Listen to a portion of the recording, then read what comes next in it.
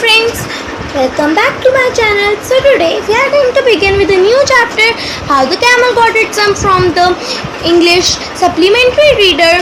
It so happened class 8. So let's get started. Lesson is written by Rudyard Kipling.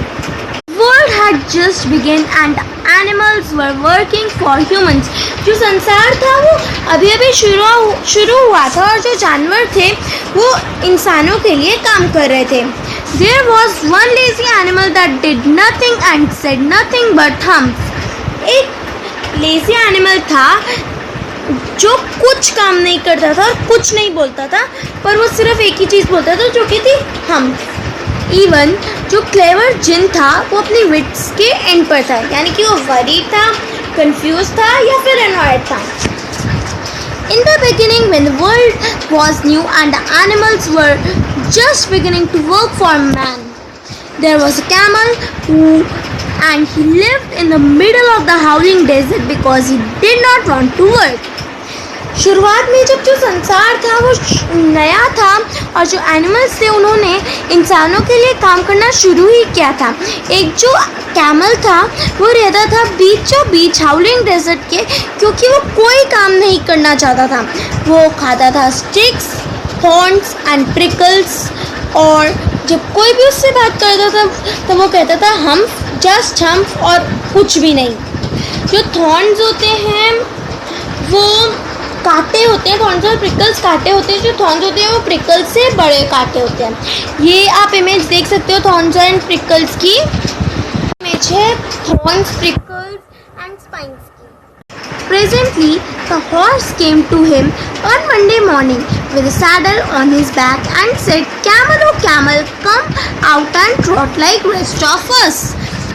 Presently जो horse था वो camel के पास आया Monday की सुबह को एक सैडल पे, अपनी बैक के सैडल जो होता है, जो पाउच सा होता है कैमल की बैक पे, ये उसकी फिगर है, ये लेकर गया अपनी बैक पे और उसने कहा कैमल, ओ कैमल, हम सबकी तरह ट्रॉट करो.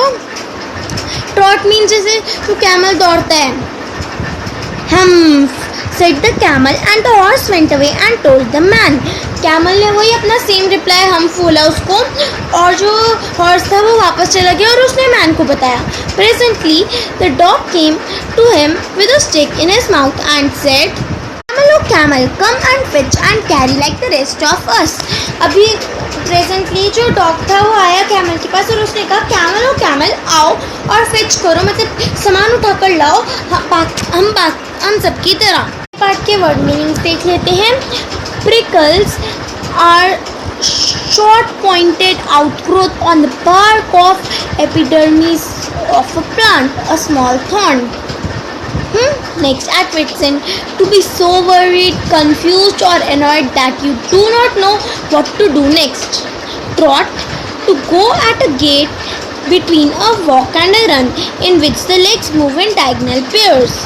Saddle, a seat fastened on the back of the horse or other animal for riding, typically made of leather and raised at the front and rear. प्रिकल्स का मतलब होता है एक शॉर्ट, मतलब छोटी नुकीली आउटग्रोथ किसी बार्क पे या फिर एपिडर्मिस के, जो कि प्लांट में होता है. प्रिकल्स छोटा थॉर्न होता है, जैसे कि मैंने आपको पहले बताया था. एट विट्स एंड का मतलब होता है बहुत ज़्यादा वरीड होना, बहुत ज़्यादा कन्फ्यूजन में रहना है, बहुत ज़्यादा गुस्सा होना कि तुम नहीं जानते कि तुमको आगे क्या करना है. ट्रॉट, गेट पर जाना, बिटवीन अ वॉक और रन के, इन विच जो लेग्स हैं वो मूव करती हैं डायगोनल पेयर्स में. सैडल एक सीट होती है जो कि फास्टन होती है बैक ऑफ द हॉर्स के या फिर दूसरे एनिमल पे, जिसमें बैठ के राइड करा जा सकते हैं. टिपिकली ये बनी होती है लेदर से और रेस करी जाती है at the front end rear.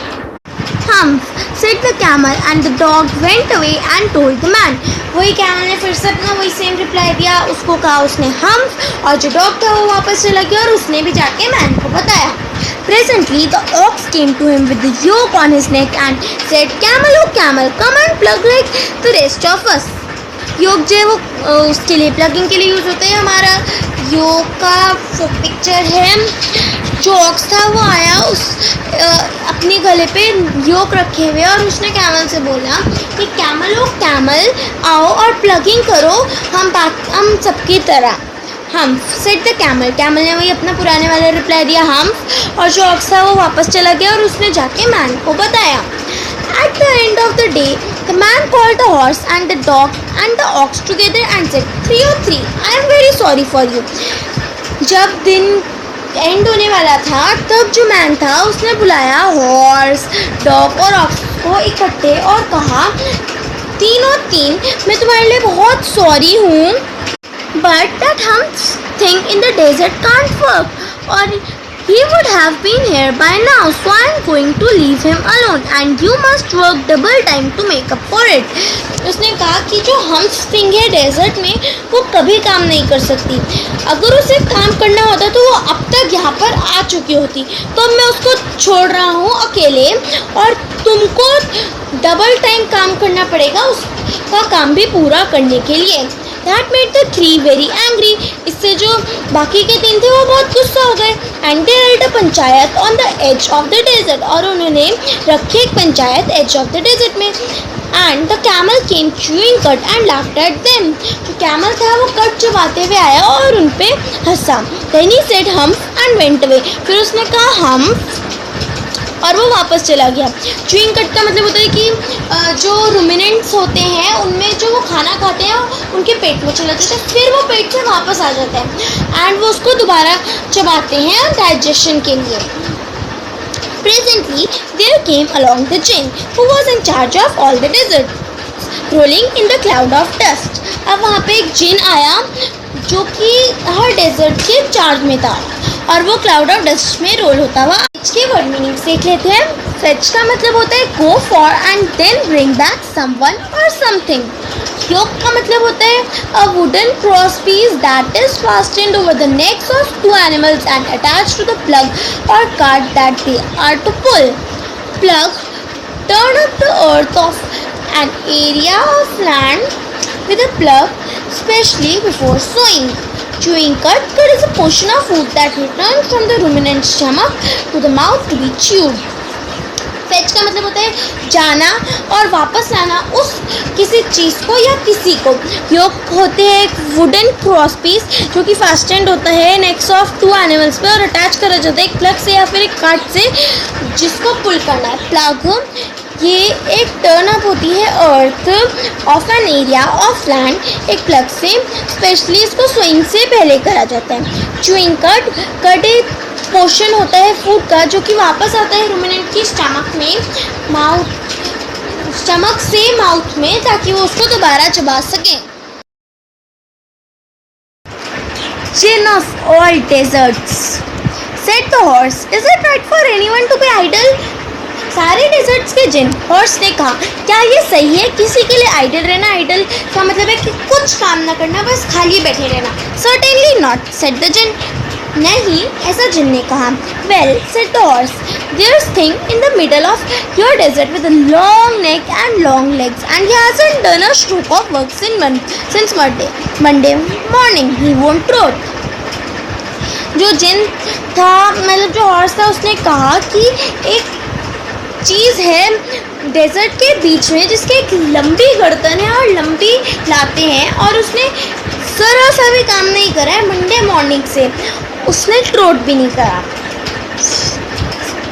जिन ने कहा विसल करते हुए, that's my camel, what does he say about it?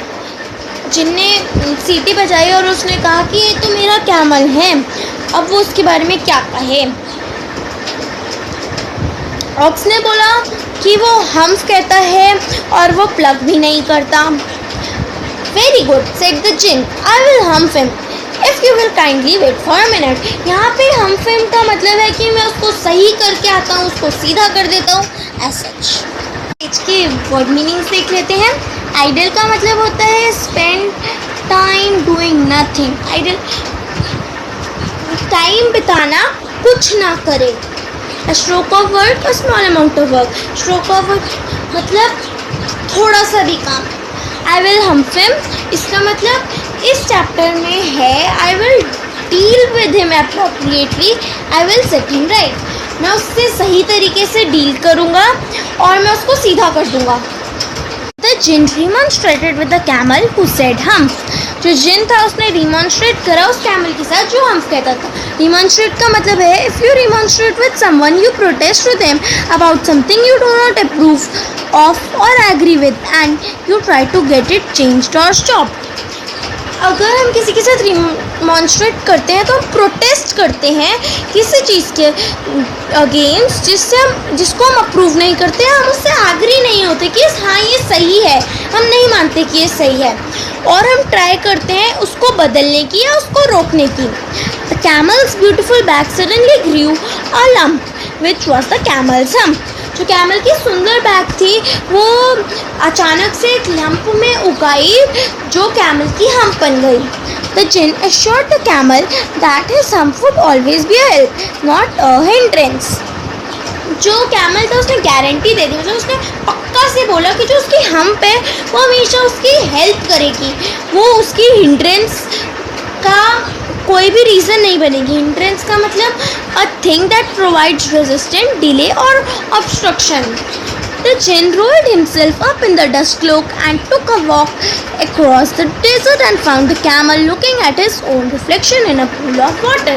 जो जिन था उसने अपने आप को रोल करा एक डस्ट क्लोक में और उसने एक सैर लगाई अक्रॉस द डेजर्ट और उसने देखा कैमल को देखते हुए अपनी खुद की रिफ्लेक्शन में पूल ऑफ वाटर में। My friend said the djinn, what's this I hear of your doing no work. मेरे दोस्त, जिन ने कहा, मैं क्या सुन रहा हूँ कि तुमने कोई काम नहीं करा। The jinn sat down with his chin in his hand while camel looked at his own reflection in the pool of water. जो जिन था वो बैठ गया अपनी चिन को अपने हाथ में लेके और जबकि जो कैमल था वो अपनी रिफ्लेक्शन को ही देखे जा रहा था पूल ऑफ वाटर में। You have given the 3 extra work ever since Monday morning, all on your account of idleness, said the jinn, and he went on thinking with his chin in his hand. तुमको 3 extra काम दिए गए हैं Monday morning से तुम्हारी खालीपन की वजह से, जिन ने कहा और वो सोचता गया अपनी चिन को अपने हाथ में लिए हुए। पेज के वर्ड मीनिंग्स देख लेते हैं। डिमॉन्स्ट्रेट का मतलब टू कंप्लेन, प्रोटेस्ट और डिसअप्रूव समवन और अबाउट समथिंग। कंप्लेंट करना, प्रोटेस्ट करना या डिसअप्रूव कर देना किसी चीज़ को या किसी को। एश्योर करना मीन्स गारंटी करना या सर्टेन होना। हिंड्रेंस मतलब a thing that provides resistant, delay और obstruction. The 3 here refer to the horse, the dog and the ox. Idleness मतलब laziness. Humph said the camel. Camel ने humph बोला, वही अपना पुराने वाला reply. I shouldn't say that again if I were you, said the jinn. मैंने ऐसा कभी नहीं करा होता अगर मैं तुम्हारी जगह होता तो। You might say it once too often. I want you to work. तुम अब इसको बहुत ज़्यादा बारी बोल चुके हो, मैं चाहता हूँ कि अब तुम काम करो। And the camel said humph again, but no sooner had he said it than he saw his back that he was proud of puffing up into a great big hump.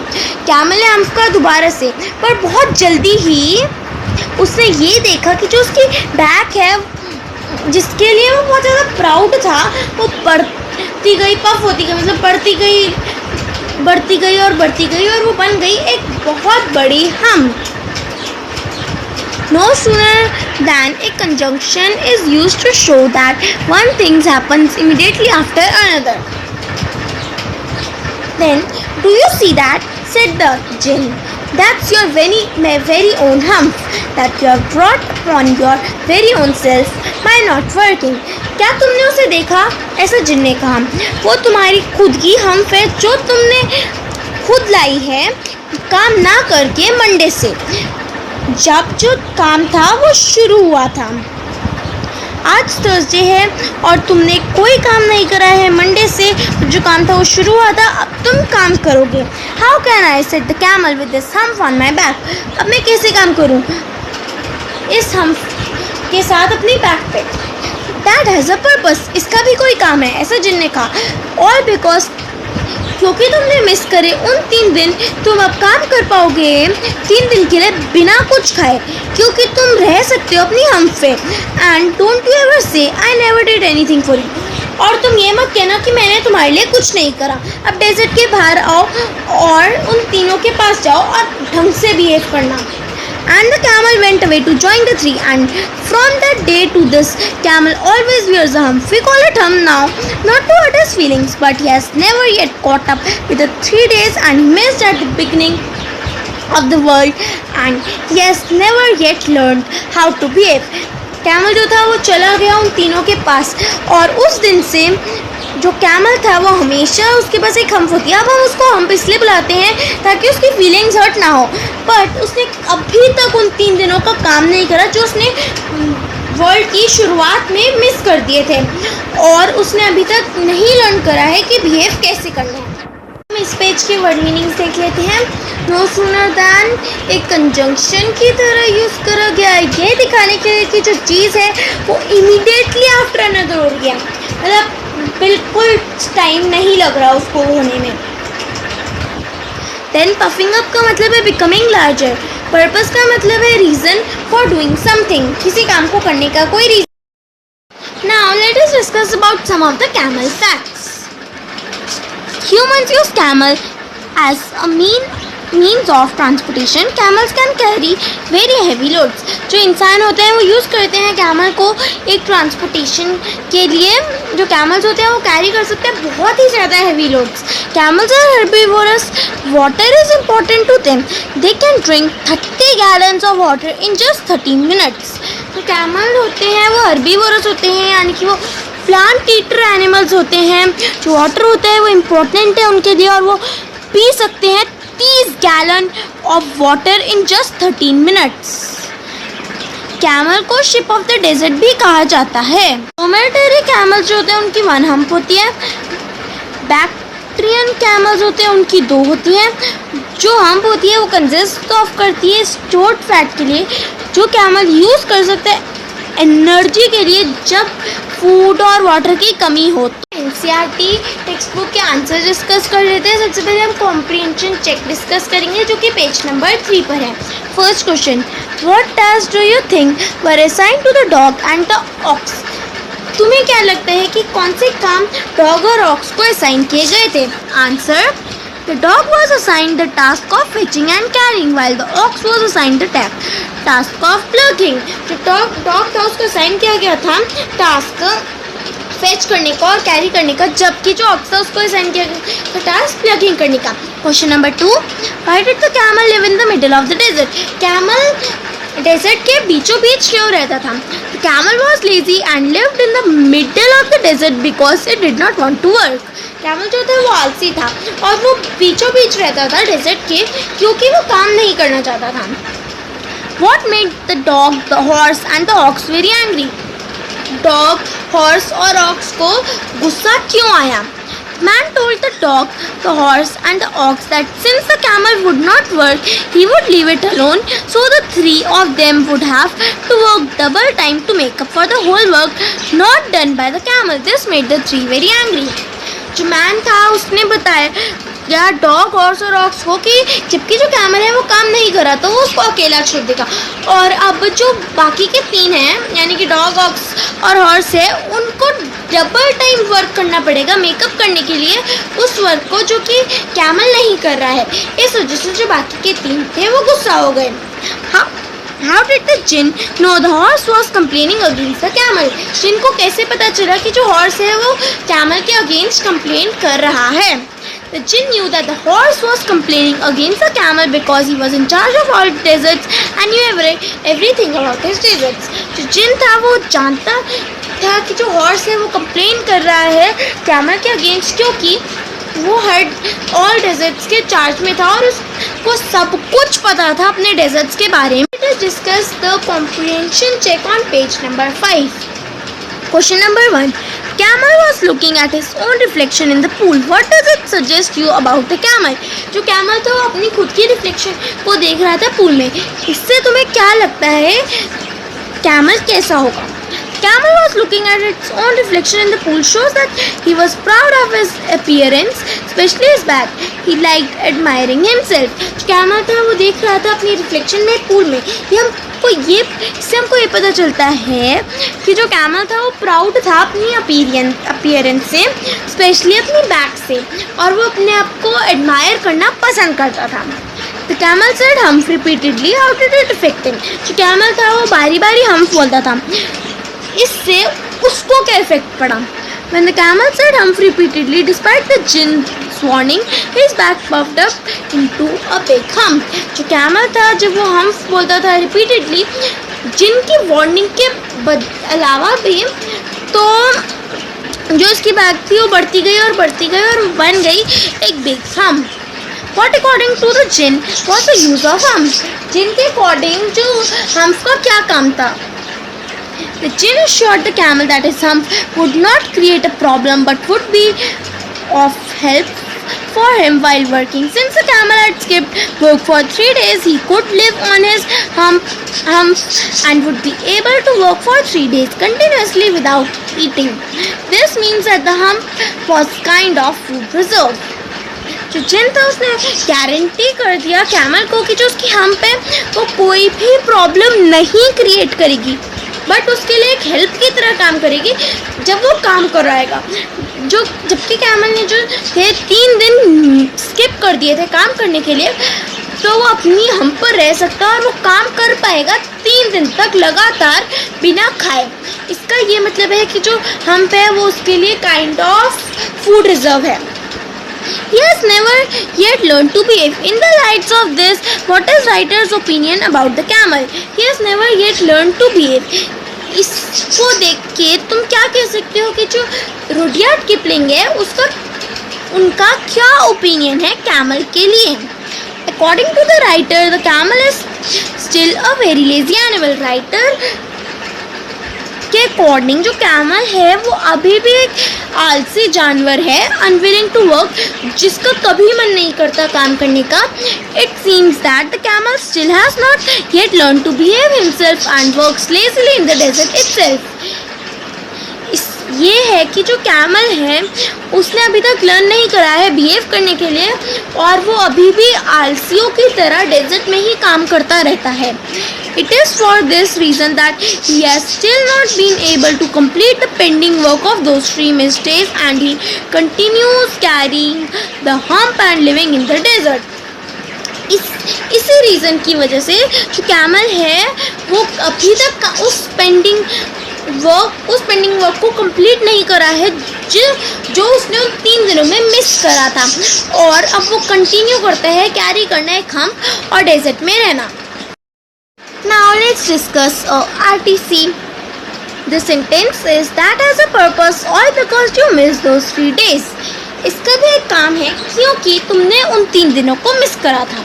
Name the lesson and its author. The lesson's name is How the Camel Got Its Hump, written by Rudyard Kipling. Lesson का नाम बताओ और उसके author का.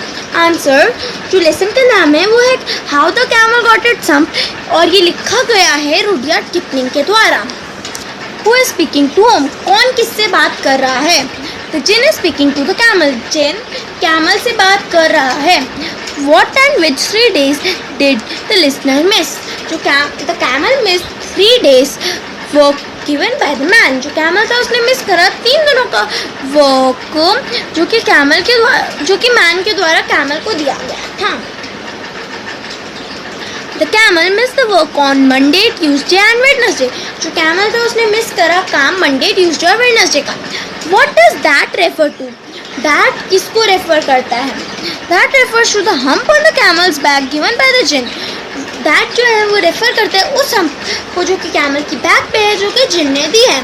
What is the purpose the speaker is referring to? किस purpose के बारे में जो स्पीकर है वो रेफर कर रहा है? जो जिन था, जो the djinn said that the hump had a purpose, it would help the camel to work for 3 days without eating. जो जिन था उसने कहा कि जो हम्प है उसका भी कोई काम है, वो हेल्प करेगी कैमल को काम करने के लिए 3 दिन लगातार बिना कुछ खाए. That's all for now. Thank you. Like my video, share it and also subscribe to my channel for latest updates. Also press the bell icon.